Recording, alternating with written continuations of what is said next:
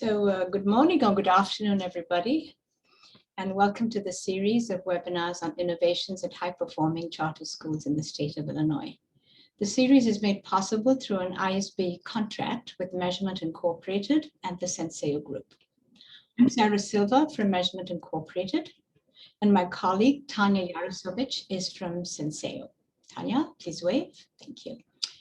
On our support team today is Dawn Rettig from Measurement Incorporated, who will be our technical troubleshooter. Dawn, just wave. Thank you. And you can chat to her if you are having technical issues using the chat box. Now, today's presentation is about keeping excellent teachers in the classroom, a challenge that many of you may have confronted. We're going to hear from our presenters as to how they do this and what success they have achieved. This webinar is being recorded and will be archived in the Best Practices corner of the Charter Schools page on the ISB website. And we're keeping all attendees muted till it's time to participate. And when that happens, you can unmute yourself and or use the raise hand function or chat your questions into the chat box anytime during the presentation as you think of them. Also, if there's anybody who has not named himself or herself on your video screen, can you please do that now? And this will help the conversations in the breakout rooms go smoother. Okay. All right. And with that, I'm going to turn it over to our presenters. Ayana, take it away.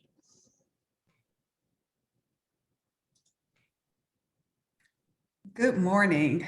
Thank you all so much for joining us today for a discussion on how to keep teachers in the classroom, the Distinguished Teacher Pathway. In this session, participants will learn how encouraging excellence in teaching through continuous professional development influences student growth and district improvement. My name is Ayana Banks, and I am honored to serve as the Manager of Academic Operations at Noble Charter Schools.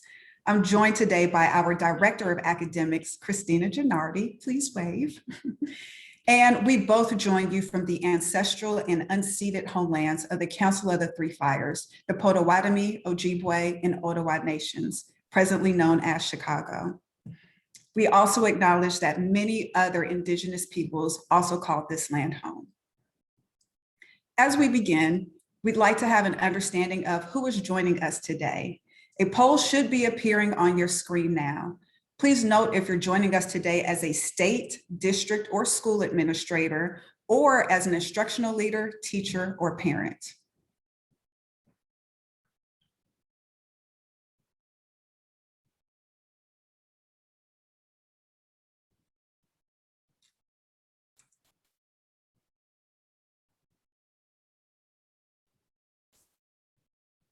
Awesome. So a wonderful mix. And I love that we have a parent with us. So welcome parents to our space today. All right, to begin, we'd like to begin with the end of mind of sorts by sharing one of our favorite days in Noble's 21-year history, our first Distinguished Teacher Announcement Day. Today is probably my favorite day of work. We are darting all across the city to many Noble campuses to surprise the distinguished teachers. They are truly distinguished, incredible teachers who are doing amazing things for kids and driving amazing results. We are about to announce our first distinguished teacher at Pritzker College Prep. So excited! We're just incredibly indebted to you and have so much gratitude for your work and commitment. With this honor comes, it sounds cheesy, but responsibility, and I feel it's going to make me earn it for years to come. Call me not dressed! That is not right! And we just want to recognize you for your incredible hard work over the years. My parents on the phone. We just want to recognize your son for his incredible work. What are we doing here today? We're here to celebrate our daughter. She really enjoys being with the kids, and she loves the kids, and the kids love her. You made me come out of my shell, and you love each and one of your kids so much. We're here to present Jamel Newsom with Distinguished Teacher Award.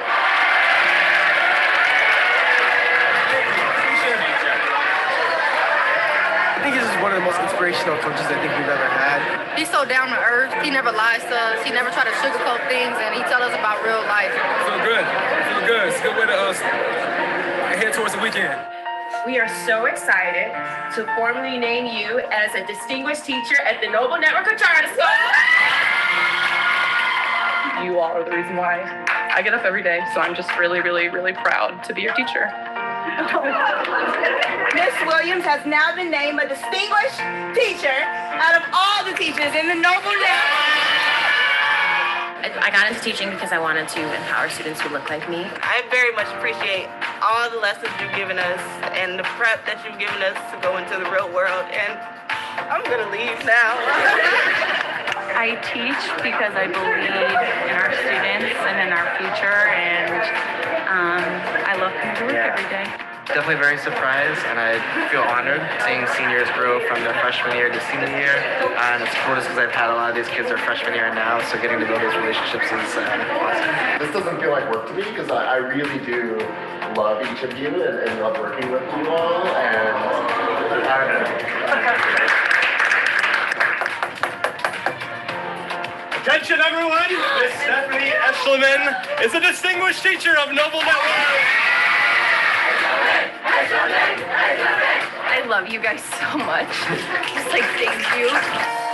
Ms. Martin stands out because her impact is not only about getting amazing and excellent results in her own classroom, but that ripple effect that it has across the entire school. This feels like I'm making an impact on students, and really above all things, that's what I care about.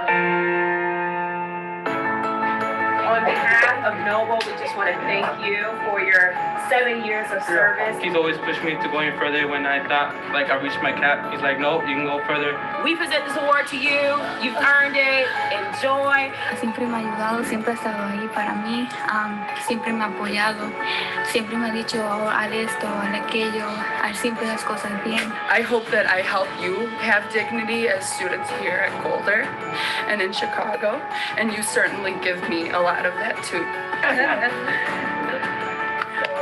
I'm giving my mom a hug because she is the teacher who taught me how to be a teacher. Everybody in this class knows how much I love Mr. Laslam. He's done everything he possibly could to make sure that we have captured that learning gap and diminished it. I really love this work, and I want to be the best teacher I can be for all of you. Today we are honoring Ms. Thomas. Ms. Thomas has been with Noble since 2008. Congratulations. Yeah. I don't know what to say. I just want to say it's because of the students. I do everything I do for them. We want people to stay teachers who are great teachers. And I hope that this allows more people to be teachers for longer because we need amazing teachers. I had so many great teachers in high school who really helped encourage me, and to now get to be the person who does that for other kids is incredible. To see that the work that we do leads students to college educations and incredible lives that they may not otherwise have had access to is an incredible thing to be a part of. We couldn't do this work without you and celebrate the successes that I know you all been talking about today without folks like you.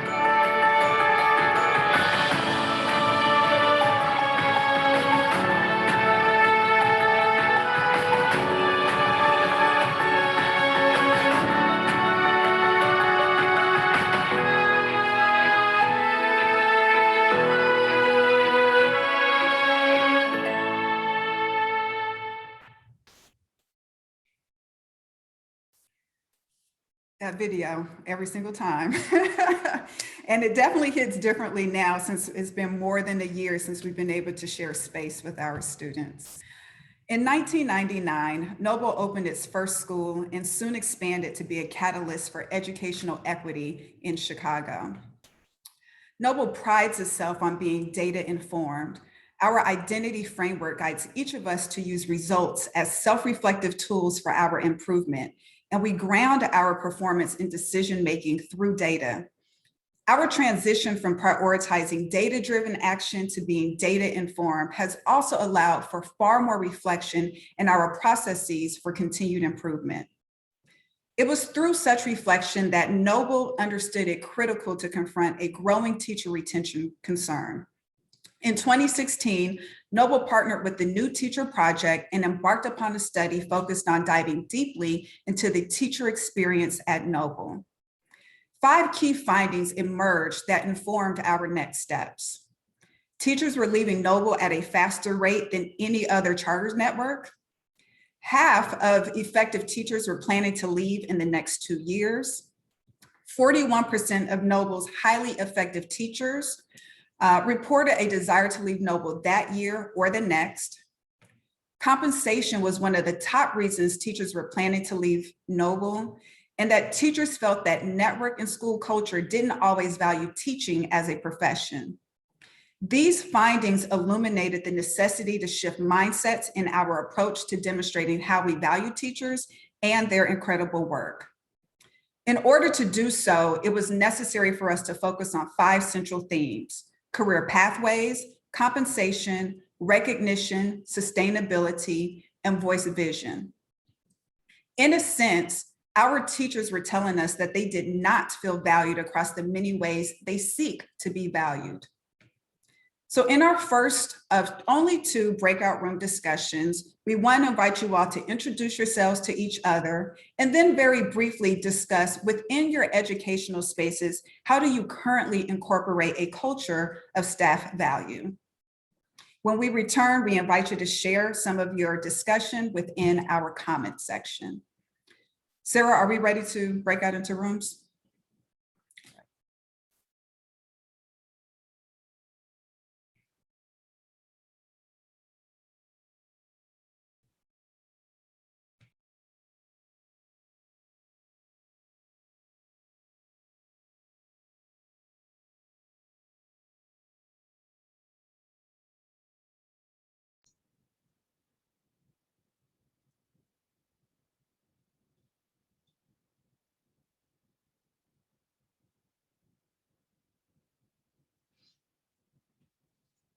Okay, so all 6 have gone into their rooms except us. There's 2 rooms of 3.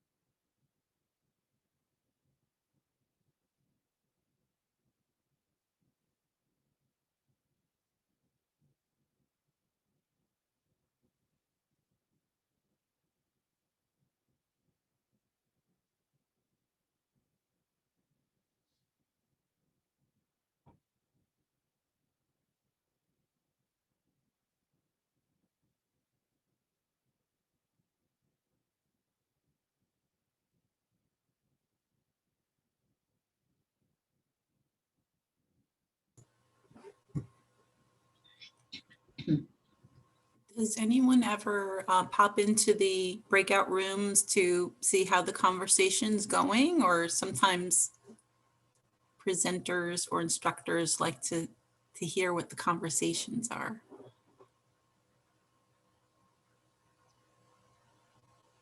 They're coming back in a few seconds now.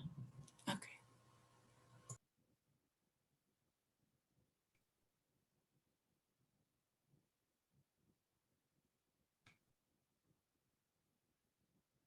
To answer your question, I have done that in one or two other webinars, but it's entirely up to the presenter if they choose to go in.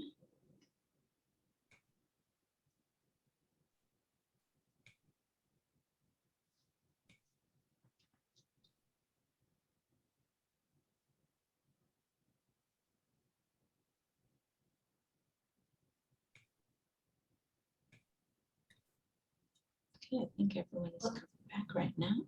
As each of you is returning into this space, if you have any reflections that you would like to share, take a few moments and drop those into the chat.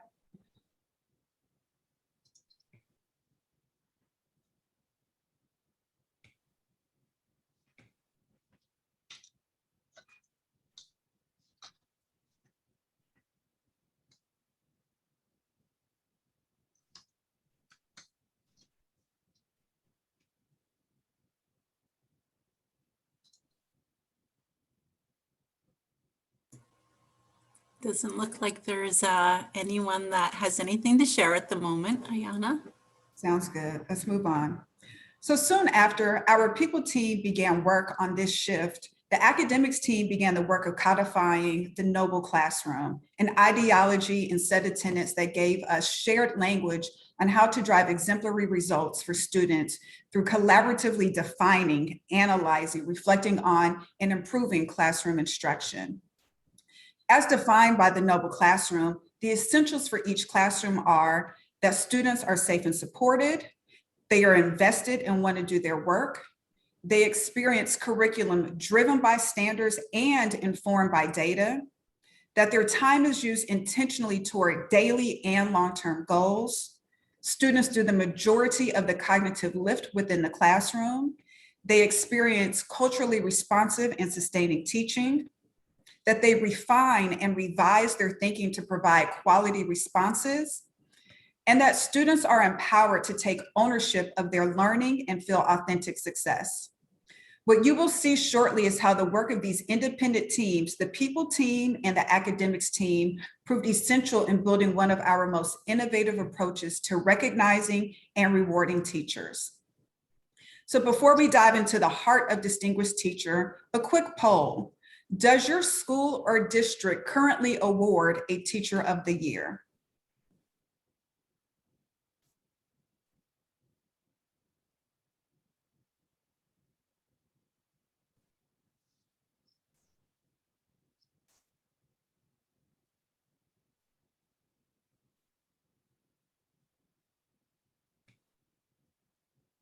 Awesome. So split. So we have 3 who do and 2 who do not. So as we dive into this a little bit later on in our second breakout room, I would love to hear more about the differences between how you all go through your process and what it is that we are doing with Distinguished Teacher. Thank you so much for sharing. So the people team, armed with data and a path forward, began designing a way to honor teachers and inspire them to continue their incredible impact within the classroom. 2 of our distinguished teacher architects, Tanya Klinkachorn and James Trupis, recognize that when one becomes and continues as a teacher, there's not a shift in role or title, and often there's not a significant bump in compensation, which we know is different from other fields, or when people then choose to leave the classroom. When one becomes a teacher, you're a teacher for the length of your career. And that was in part the impetus for the naming of the program. How do we inject a shift in title within one's career as a teacher? Admittedly, the journey to what is now Distinguished Teacher was very much one of designing and refining, involving several iterations, pausing for adjusting feedback from various stakeholders at critical junctures. Within the nascent design phase, the architects facilitated focus groups for several months. And nestled at the heart of those discussions was the key question, what is excellence in teaching? The 5 components that comprise Distinguished Teacher are a direct result of what surfaced in these discussions. There were challenges along the way, and one of the biggest ones was around determining the value of the 5 components. Should they be weighted equally? As you can imagine, stakeholders differed on this. Some believing that student data should outweigh the other components. Others arguing that what does it mean to drive good outcomes for students if you have fraught relationships with students or your peers or their families? Others also wonder, would an overemphasis on results alienate teachers of non-core subjects? In 2018, Distinguished Teacher emerged as a signature program that identifies, recognizes, and rewards a select group of Noble teachers who have achieved exceptional results for students at Noble. The 5 key questions center around student growth, classroom culture, instructional rigor, inclusion, and extended impact. Teachers who apply have to answer the questions, are their students achieving exceptional growth? And in what ways have they created a strong classroom in which students feel invested, empowered, and connected? And in what ways do your classroom culture, planning, and instruction push students' cognitive lift, quality responses, and intentional use of time? How is their classroom inclusive of and relevant to the students that they serve? And lastly, how have they directly impacted the school, the community it serves, and/or our network outside of their classroom? What you've probably noticed is that embedded within the 5 key questions are the Noble Classroom tenets. The Noble Classroom proved essential in this design as it allowed for shared language of excellence within and around the classroom. In order to apply, teachers must have a minimum of 3 years worth of results with Noble students, demonstrate a mastery of classroom management, culture as defined within the Noble Classroom, and uphold Noble's core values of results, respect, follow through, diversity, equity, and inclusion, and humility and awareness. First, in our unique approach is the identification of excellence. What we learned in our work, both internally and externally, is that great teaching is complex, and there's a diverse range of ways in which teachers help students achieve incredible impact. Second to our unique program is how we're choosing to reward those identified as achieving game-changing impact. With a significant annual $10,000 salary bump in addition to a one-time award, we know that teachers achieving Distinguished Teacher status can earn top of market pay on an annual basis. And of most far-reaching impact to our theory of change is what we learn from our Distinguished Teachers. By highlighting the teachers, codifying their practices, and then leveraging them to collaborate or train others, we know the impact on classrooms across our network will be immense. So how do we do all of this? Given the significant award and title, we've ensured an intentional and robust year-long selection process that incorporates 4 rounds. At the start of the school year, the Distinguished Teacher Guidebook is released, which includes the application. Between each of the rounds, a team reviews, assesses, and makes recommendations as to whether the candidate should be invited to advance to the next round. Candidates who are not extended an invitation to advance receive written feedback at the time they are notified of the selection team's decision. And near the end of the school year in May, Distinguished Teachers are named. So let's go through these rounds. The now mandatory round 0 is intended for teachers to familiarize themselves with the components and demands of the written application. Interested teachers first complete a self-assessment that mirrors the application and then meet with their managers to discuss their findings from their self-assessment.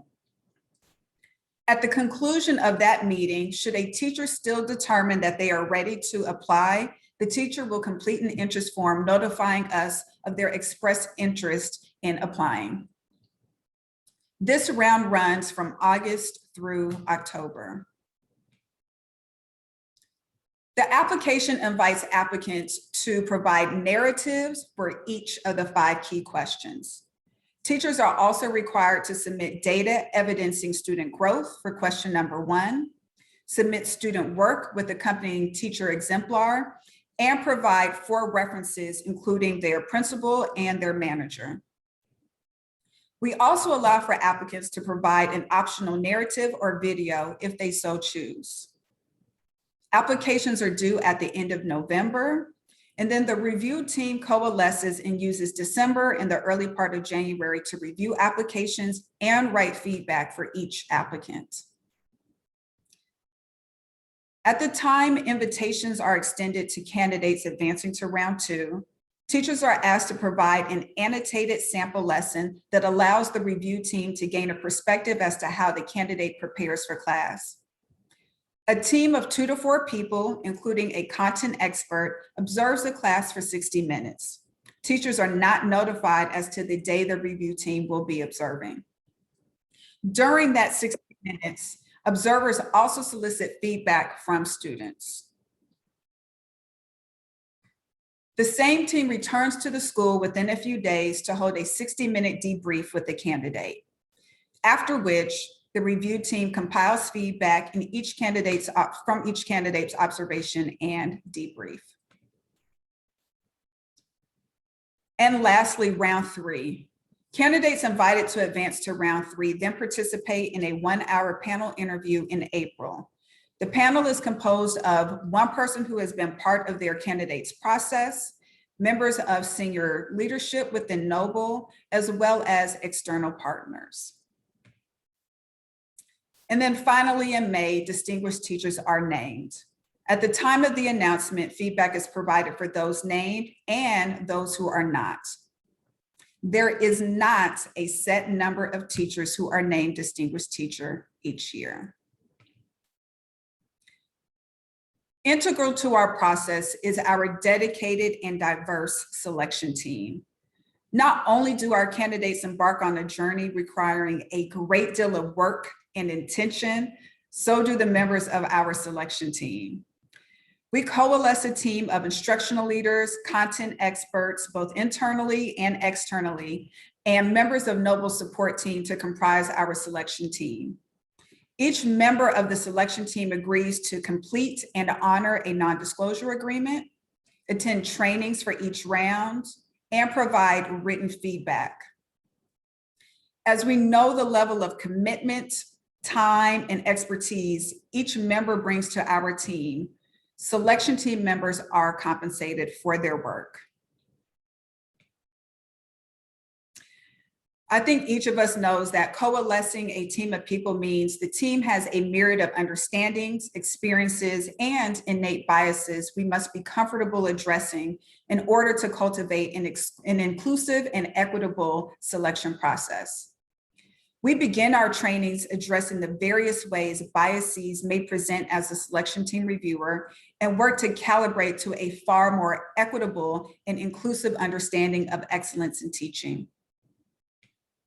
In our first training, we consider the more obvious biases with regard to race and ethnicity, gender identity, and orientation, as well as the less obvious campus biases, as Noble is composed of 18 very distinct campuses. We discuss the differences in student enrollment, percentages of students who are recipients of free and reduced lunch, course offerings any campus may have, class size, as well as course content.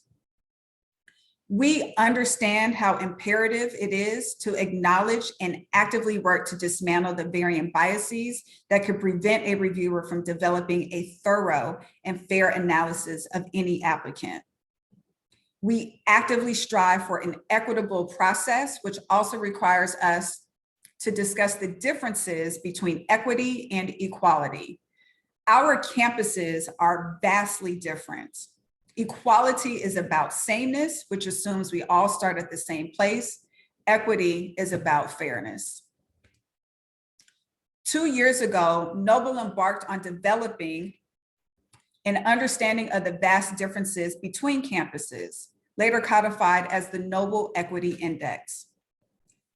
What the index considers are quality of feeder school as defined by the school quality rating policy, crime near student home, percent of students in transitional living situations or STLS, students with individualized education plans or IEPs, as well as crime near campus. These cumulative differences in lived experiences lead to real differences that must be understood by each member of our selection team. We then transition within our training to discussions on how the Noble Classroom informs distinguished teacher, as each key question is supported by tenets outlined within the Noble Classroom. Within that training, we dive deeply into the tenets, we explore exemplars for each tenet, and we discuss look-fors, if you will, in a variety of contexts. We host trainings prior to the start of round 1 to ensure everyone is familiar and calibrated with regard to how to review the written application, and then again before round 2, before going out to observe and debrief our candidates. So I know that was a lot, but what we would like you to do is very quickly revisit the 5 key questions. Tanya is going to drop those into the chat. I see that she has done so. And we're going to pause for a moment. We'll pause for individual reflection, and then we'll go into our second and last breakout room. What we would like for you to consider is, based off of the 5 key questions that we incorporate within our selection process, do you believe that each of our 5 questions should be weighted equally? And if not, how would you prioritize our 5 key questions? So we'll do some individual reflection for about 90 seconds or so, and then Sarah will take us into our breakout rooms.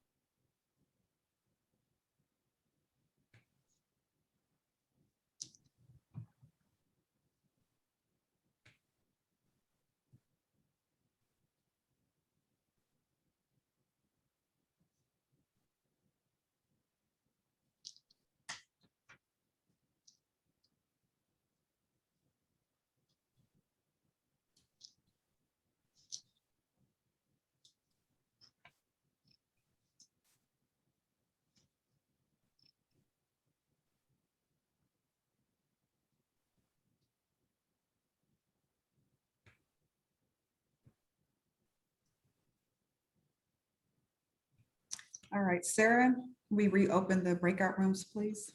Sure. Thank you. Oh.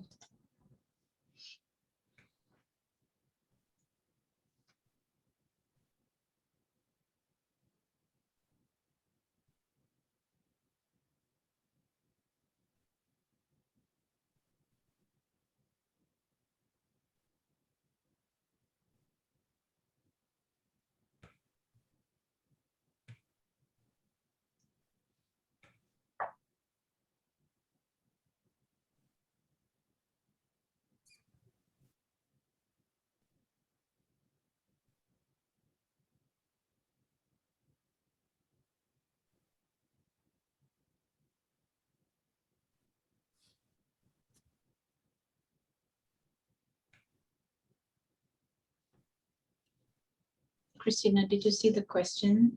There was a question from Michael, one of the Michaels, about how many applicants typically. So maybe you can address that at the end when there's Q&A. That that way everyone can hear it too. Okay. Anna, what do you think? We've kept that number actually confidential, given, I mean, I think that can just be our answer, given we tend to say like our distinguished teachers, our distinguished teachers are pulled from our current pool. And so we would never want to have like percentages created on, what percentage generally gets accepted, especially since we're only in our second year. So as long as, Ayana, you think it's acceptable, I'm just going to say that number is confidential. Yeah, and if you want to provide that, and I would say put it in the chat when they return. I'm going to, yeah, I will. That sounds good. I was thinking, I'm like, should it still be confidential? And then I thought better of it. Yeah, it needs to still be. Especially since we're technically still in the second year. Yes, exactly. We're not done with it.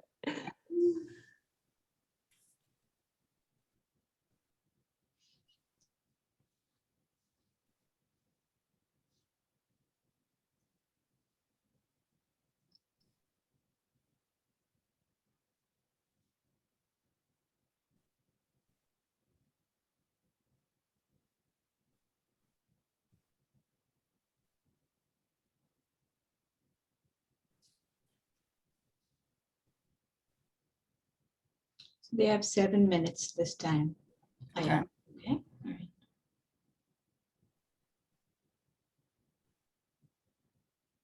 How many are in attendance?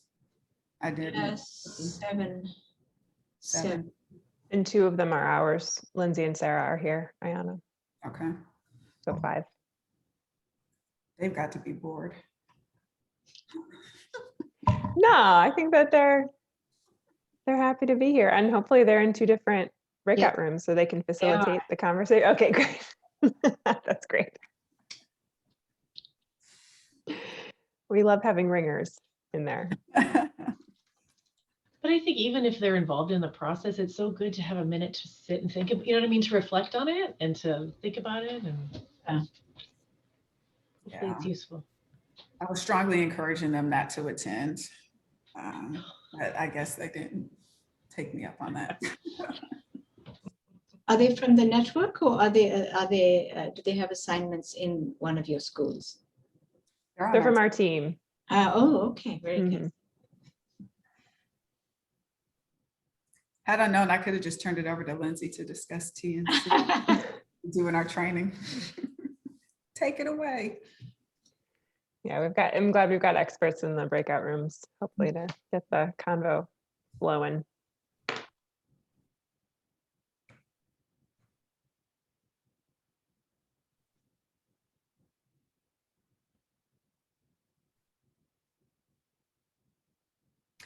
Do you think in that response to Michael that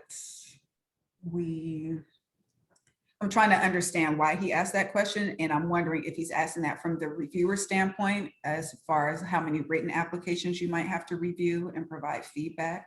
It's helpful to share that information where, no more than 2 or 3 written applications for that reviewer. I'll definitely add that. I'm drafting my response right now. Okay. And I also wonder if he's wondering whether it's an overwhelming amount in general.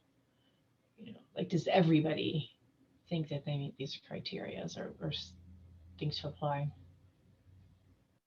I am curious about how many we will get whenever we resume our process, especially since they've had a year to prepare and some people have started preparing. So. Me too. And on the other end, for people feeling like, holy moly, remote learning threw me for a loop. I don't know that I'm ready to apply. So like on both ends of the spectrum. Yeah.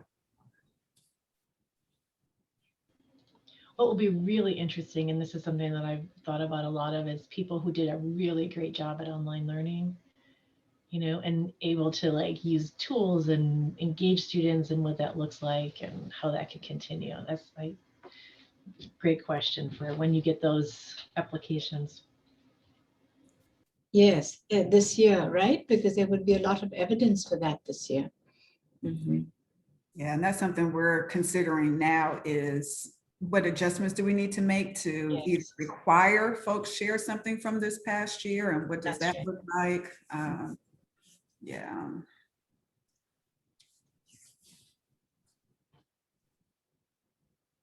Okay, we'll be ready to go with the polls as they come back. Sounds good. Thank you. You're doing a great job, by the way. Yeah. Y'all are kind. Thank you so much. No, we're honest. We're honest. My mouse of all days, my mouse is like jittering. I'm like, okay, come on, let's. Oh, you're doing great. I would never have said that. Yeah. Yep. You really are. Okay, coming back. Awesome. Thank you all.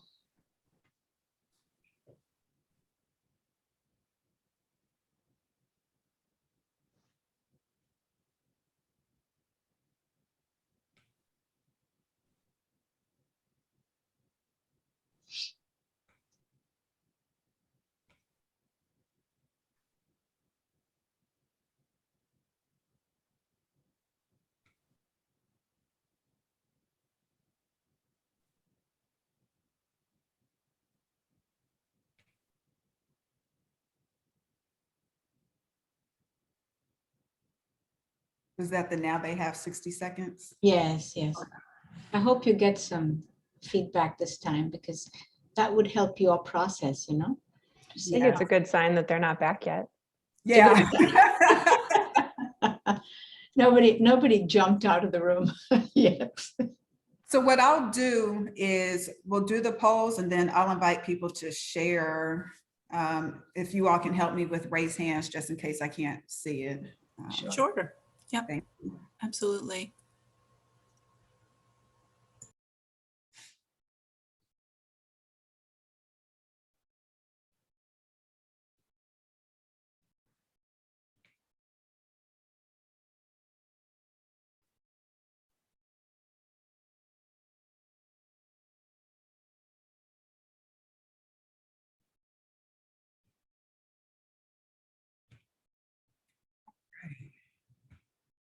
All right, so we'd love to learn more about what you all discussed. We'll start with a poll.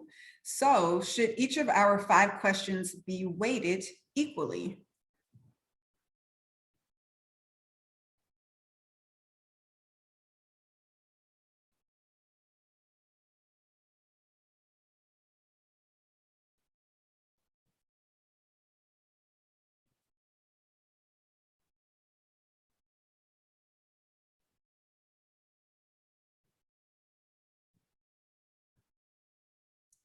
Okay.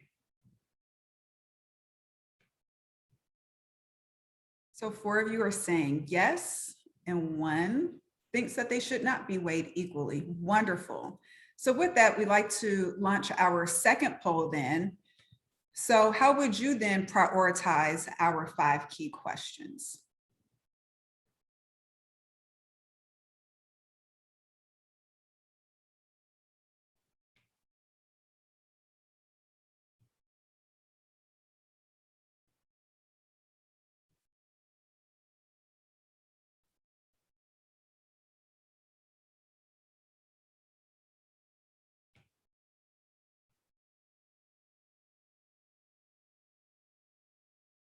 And I'm hoping the 1 dissenter is not being shy in sharing what they are thinking.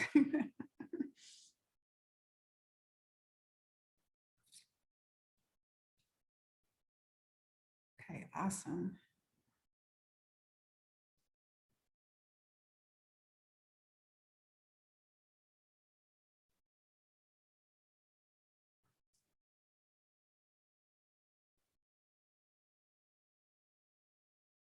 Okay, we'll close it in 10 seconds.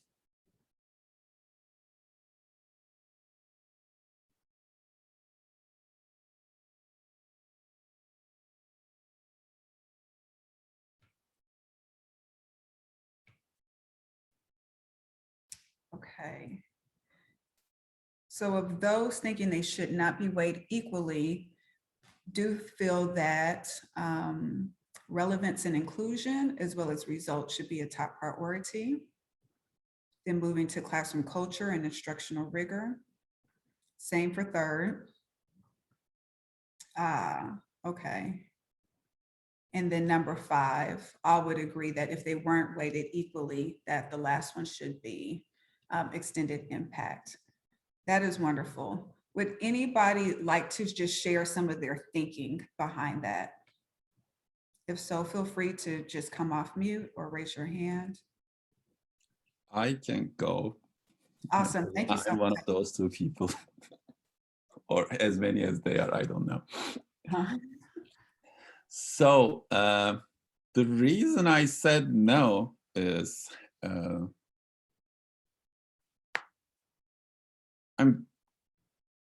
it may sound cliche, or it may be a very general expression that fundamental purpose of schooling is student learning. Mm-hmm. And student learning happens in a lot of different ways. However, measuring student learning and measuring growth is not an easy process. But when you do it, that is why you basically school or educate. And if that is the ultimate purpose of everything, I feel like student growth measures or results should weigh higher. And then in terms of the priorities, I mean, we had this conversation in our breakout room, but by the way, guys, I apologize. My name is Michael. I joined the conversation late. I was in a meeting. I'm the principal at the Chicago Math and Science Academy. I apologize. I forgot to even introduce myself. Okay. School is located in Rogers Park, like way north of Chicago at the Evanston border. So as soon as I started, the first thing that I seen was these questions. So I was reading them, but I couldn't help asking if these questions were put in some sort of an intentional order. And it kind of gave me the feeling that this may even be the priority order. And let me tell you the reasoning that exists in my mind. Student growth, my belief, is the most important thing. It is your fundamental reason for existence. Secondly, the second thing that comes is the culture that you create in the classroom. As soon as you are able to create that culture, you can start putting forth an effective instruction, and you start thinking about the rigor that needs to go with the instruction. And then when you're doing it, you need to make sure that you are inclusive and you're not having anybody left out. And then once you are able to handle things within your own classroom, are you able to make an impact to the rest of your school and also to your external community? So that is the priority order in my mind. And they just happen to be in the same order on this set of questions. That's where I'm coming from. I hope I didn't give you guys the wrong answer. Or no right or wrong answers. But I will ask you this, given your answer and what you feel should be the top priority, how then do you think you would respond to a teacher of a content that's not typically assessed? So for instance, a PE teacher or a theater teacher, how would you then respond? Yes, we also had a conversation about this in our breakout session. We even compared a music teacher and a math teacher. Mm-hmm. Now, by the way, student growth is not going to look the same from classroom to classroom, even if you're comparing 2 different math teachers, you are talking about 2 different sets of students. And in every classroom, there are different bodies. And we are in human business. So human growth is not going to look similar from human to human. However, when we compare this music and math teacher, they're teaching different things, but the idea, the mentality behind the pedagogy is the same, that they are trying to make their students grow, definitely in different ways, definitely in different content. Growth must be proven, but it may be in different forms. And then goes into your maybe rubric, your criteria. What does growth mean for your PE teacher versus your math teacher? Your music teacher versus your science teacher. But the idea of growth cannot be ignored. Now, it has to be defined clearly, and it doesn't have to be standardized assessments only. As long as the school or the system or the community can define what growth means for a child, then you go from there. And actually, that would be my follow-up question, or maybe you guys have already talked about it, or maybe you'll be talking about it along the way during the presentation. What is the rubric of these things? Yeah, and I'll wait. Okay, that sounds good. Thank you very much for sharing, and I will be sure to address that as well. I do want to open it up just in case somebody else would like to share in response. No pressure. Okay, one last question I will pose, and you can just say yes or no in the chat if you'd like. Do you think that we have considered everything, or is there something that you think is missing from our process?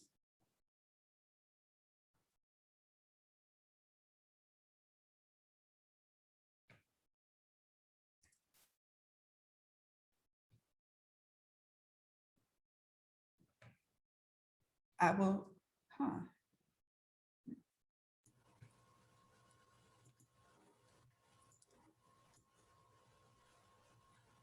I think this No covers. responses as of yet. Go ahead, Michael.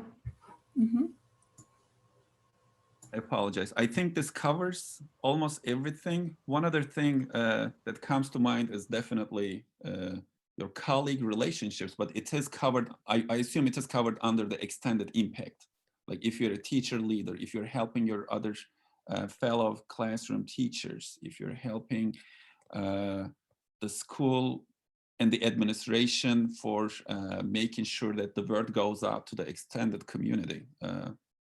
But this is my assumption. Yeah, it's taken into account there. Is also taken into account during the minimum eligibility requirements with each teacher must uphold core values. So as we're doing reference checks, some of that would come out then if there are fraught relationships that require further inquiry. Yes. Okay, for the sake of time, we will move on. Michael, I really thank you so much for sharing in our space, and it's a pleasure to meet you. No problem. As shared in our opening video, the Distinguished Teacher Inaugural Cohort announced in May 2019 is composed of 20 teachers. That fall, we began our second Distinguished Teacher selection process. In March 2020, just a week prior to completing all of our round 2 classroom observations, we had to suspend our selection process in response to COVID-19. Last October, we partially resumed our process for those candidates whose observations and debriefs were completed and had been invited to advance to round 3 prior to the suspension. And from there, we eventually were able to name a few distinguished teachers. We are awaiting the return of in-person learning, forgive me, trip ahead. We are awaiting the return of in-person learning to complete observations for the remaining candidates. From the group of candidates invited to round 3, we eventually named 14 teachers as distinguished, spanning 9 campuses. Thus far, our distinguished teachers represent 9 disciplines: math, English, Spanish, history, English language learners, health and fitness, JROTC, band, and science. We are really proud that it is so expansive and that we have been inclusive beyond just core content. Among the distinguished teacher benefits are a recognition of exceptional performance with features on Noble's website, in campus and network communications, and in other externally facing materials, opportunities to be featured in exemplar teaching videos, and whenever it is safe for larger gatherings to convene, each will be invited to an annual Distinguished Teacher Recognition event. An additional $10,000 is added to their base salary as determined by our Noble Network salary schedule each year for the duration of their employment as a teacher at Noble, as well as opportunities to facilitate professional development experiences across the Noble Network and to participate in the selection of future distinguished teachers. You may have also seen one of our distinguished teachers, as she is now a contributor on Nightly News with Lester Holt, the Kids Edition. This is Sabrina Williams from Hansberry College Prep. As previously stated, reviewing data and reflecting are integral components to our work at Noble. In doing so, we've made several adjustments to our selection process, including providing timely feedback, because we learned in our first process that most feedback was held for all candidates until the end of our process. And that did not sit right, especially with candidates who were not invited to advance to the next round. As such, we adjusted our process, and feedback is now provided to candidates at the time they are notified they are not advancing to the next round. When distinguished teachers are named, feedback is provided at that same time. We've now mandated round 0 as we understand the importance of interested teachers familiarizing themselves with the rigors of the selection process. And it also allows for us to ensure we're coalescing content experts for some of our unique course offerings. We've also adjusted what's required within the written application. During our second selection process, we noticed a decline in number of teachers who expressed interest compared to those who eventually applied. We discussed with them, and we noticed that there were some key trends that emerged from why they made that decision. And so from there, it was necessary for us to reflect on each component of that written application. And so what we eventually did is we reduced the number of artifacts applicants had to include within their applications. And lastly, we came to understand what more we could learn by requiring candidates advancing to round 2 to share how they prepare for a lesson. From our first cohort, 18 of the 20 distinguished teachers remain teachers at Noble. And so we could not be more proud of that, because that is one of the main reasons why we created this program. The 2 who are not still in the classroom actually left the States. So it's not that they left Noble and went to another network, or that they left the classroom. It literally was because they left the state following that year.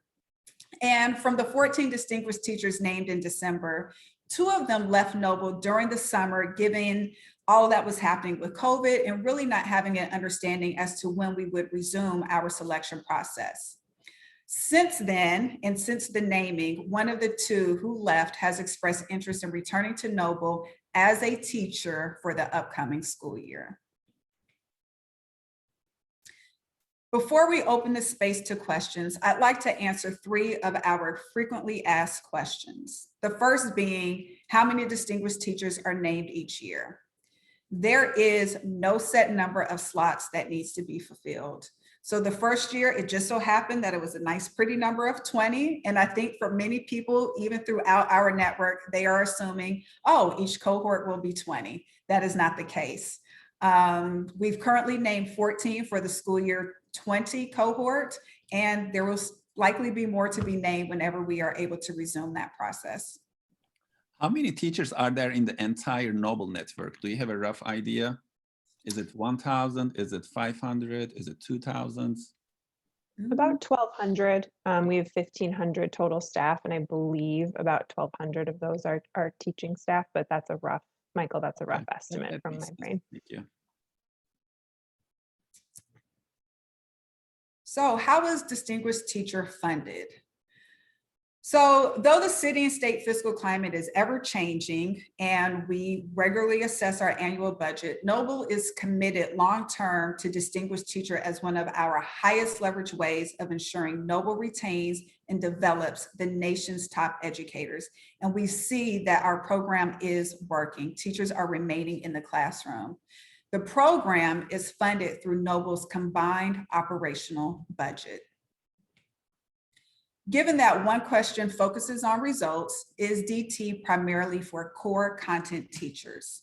Not at all. Elective and other non-core teachers and instructional spaces were considered within the design of the program. We emphasize the various ways excellence in teaching can present in these spaces during our trainings as well. And we always ensure that we incorporate content experts within our review team as well. All right, so I will open it up for a few more questions. Well, let's go back to the question you asked us. Yeah. Is there a weight between the questions? Say that again. Is there a weight difference between the 5 questions? Oh, no, they're equally weighted. Yes. They're not weighted. Okay. Mm-hmm. I do think it's interesting, though, now that you said, once you looked at it, that you assumed that that was a hierarchy. And it makes me wonder if applicants assume the same thing, even though all throughout the guidebook, it's specific, but I think that's something our team may discuss in the future. How did you guys come up with a rubric? Can you talk about that process? Well, by rubric, what do you mean? Like, let's say the criteria for the evaluation or for determining. For the 5 questions, or like what we're doing? For the entire process. Like at the end, since I missed the first part of the presentation, that's probably why I'm asking these questions, but yeah. Is there a set rubric that the selection committee uses, and what does it look like? I'm not sure how to answer that concisely. So part of it goes back to the training. So we're training on each of those 5 questions based off of how the Noble Classroom informs what it is that we're looking for and how we define excellence in the classroom. There's not necessarily a rubric, if you will, from a classroom where you're going and checking off, which is why we do a lot of calibrating from the front end. And so that's why I'm a little bit curious, is if you're wondering if we're going into the classrooms or looking at each written application with a specific rubric and checking off, does it meet this or does it meet that?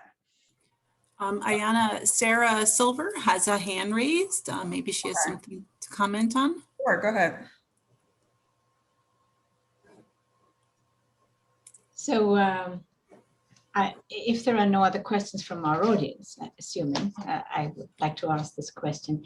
Sure. Given that this DTP, Ayana, is really in the largest scheme of things a way to manage your human capital resources, right? Because it's a way to keep human capital operating at the top level, the incentives, and it's based on competence and all the other factors that you raised.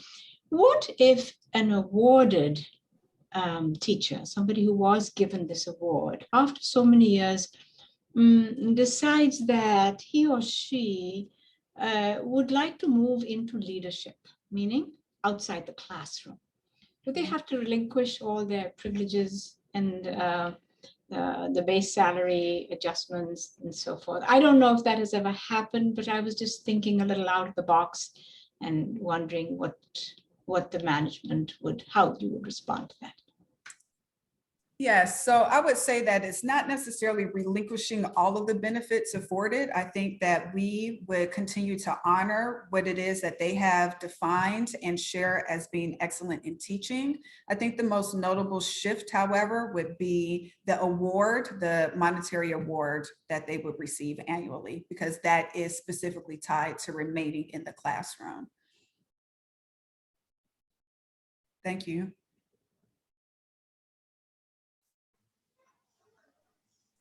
Hey, Ayana. Yes. This is Lindsay. Do you want me to share a little bit more about the Noble Classroom? To Michael's question? Absolutely.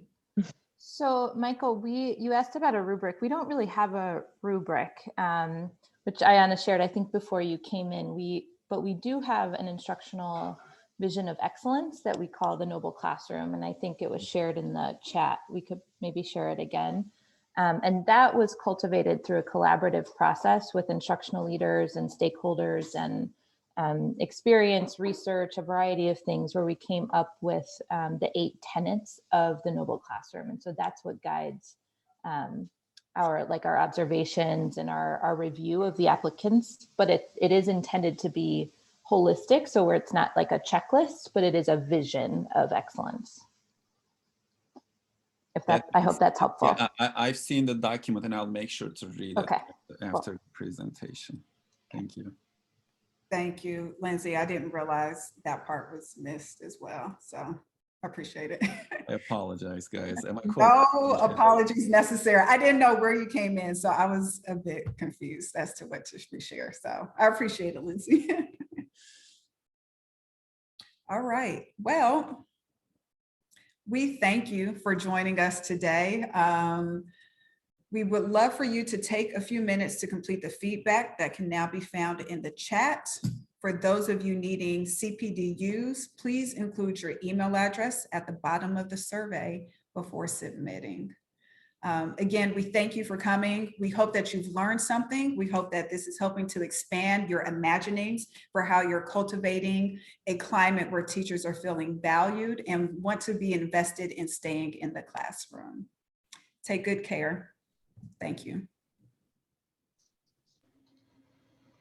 Ayana? Yes. Before we go, I was really curious about, you mentioned non-financial rewards and participating in training other teachers. Could you just, do you have any specifics about that you could share? Yeah, could you ask that again? I'm sorry. Sure. So you mentioned that distinguished teachers participate in training other teachers or in some non-financial rewards. Do you have any details about what that looks like? Yeah, so every quarter, well, currently every quarter we offer an interim assessment, and following that time, we pause instruction for a few days and offer professional development. And so during that time, some of our distinguished teachers are leading some of those trainings, and all of those are aligned to the Noble Classroom. So we might offer sessions on intentional time or engagement, so on and so forth. So they are engaged in that way. We also coalesce the distinguished teachers separately. So every so often they're coming together. We haven't been as consistent this semester given our shifts into getting back into school as we're working on that transition, but they also come together and they're offered specific training on their own as well. As a group. As a group, yeah, as a cohort, yeah.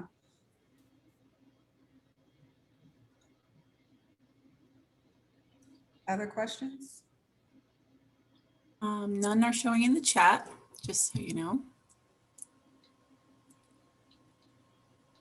Well, thank you all so much. Thank you, Ayana. My pleasure.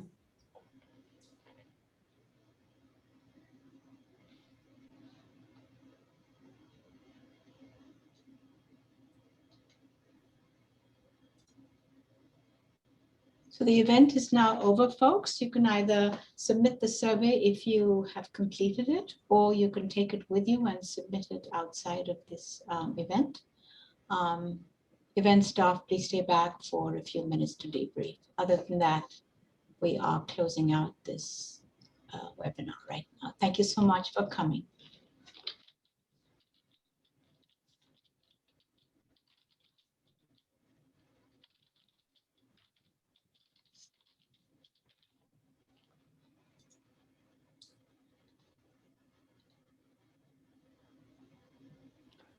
Thank you so much, guys. Thanks, Michael. You're welcome, Michael. Pleasure to meet you. Feel free to reach out. Oh, definitely, definitely. Yeah, we loved your questions. They were great. Yep. Thank you. Have a nice day. Bye-bye.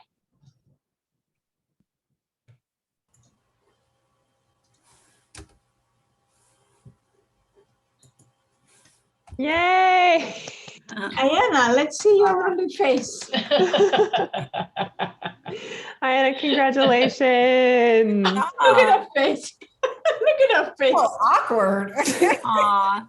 Did you see there was a comment from Kiva that said, or Keva, great presentation, thank you. Sarah said, thank you, Ayana, exclamation point. Yeah, good job. Well done. Very well done. Very well done. It was just, it flowed so beautifully. Oh, wonderful. You made it so easy for us. And you spoke very convincingly. And I thought we managed, the sport team, did you have any any feedback on how we might improve our supporting of the presenter at all in any way? You know, even though it was far fewer than who officially registered, I think it helped the breakout rooms because they could talk more with, you know, and they, it was only one person had to leave early, and she put it in the chat that she had another meeting to hop on to. But I think she got Tanya's handouts, and anyway, all of that will be bundled in the webinar recording that will be housed on the state website. Yeah. I thought it went really well. I don't have any. Your animations came through beautifully. I know that you did something to those, so that it did come through lovely. And the video, the quality, sound quality was very good today. Oh, good. Yeah. Good. Yep. Good. For sure. I was thrown off by Michael's question a little bit because I could not understand at what point he came in and whether or not to revisit all of that, given that the other folks were in there. So I almost just said to him, can we chat offline? But I didn't, but it's okay. Yeah. I think it was, I think it was okay. You did a great job managing that question. Yeah. And he left his, I don't know if you see Ayana, he left his email in the chat. Oh. Yeah. I think he might have. You could connect with him. Yeah, no, actually we have that information in the registration, and I also have the chat.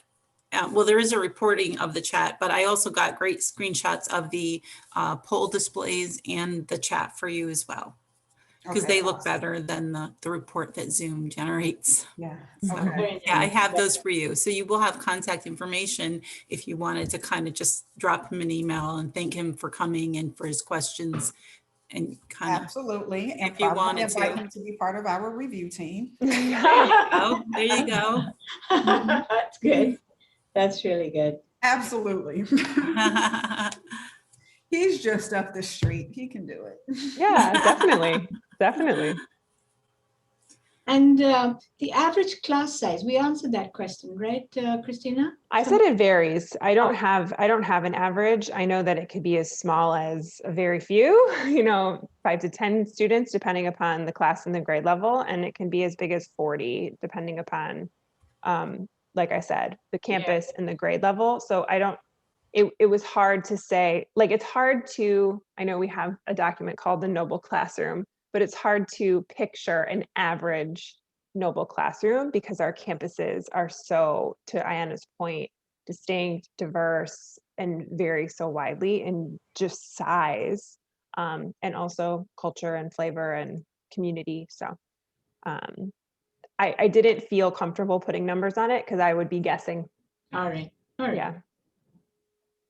But I know that there's a range. What, 17 campuses, right? Something like that? We have 18. Yeah, one's a middle school, 17 high schools. Any elementary schools? No. No. So middle and high. Okay. Just one middle school and then 17 high schools. Mm-hmm. Mm-hmm. Well, I don't want to hold anybody. They're probably all very hungry for lunch, or maybe even a drink. Ayana.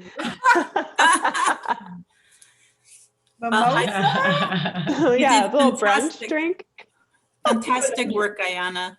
Fantastic work. I hope it went well. I hope folks learned something today. So great work. I'll be in touch by email with some information to share with you. Okay. Okay. I appreciate it. It's my pleasure to work with everyone. It's been a pleasure to work with you.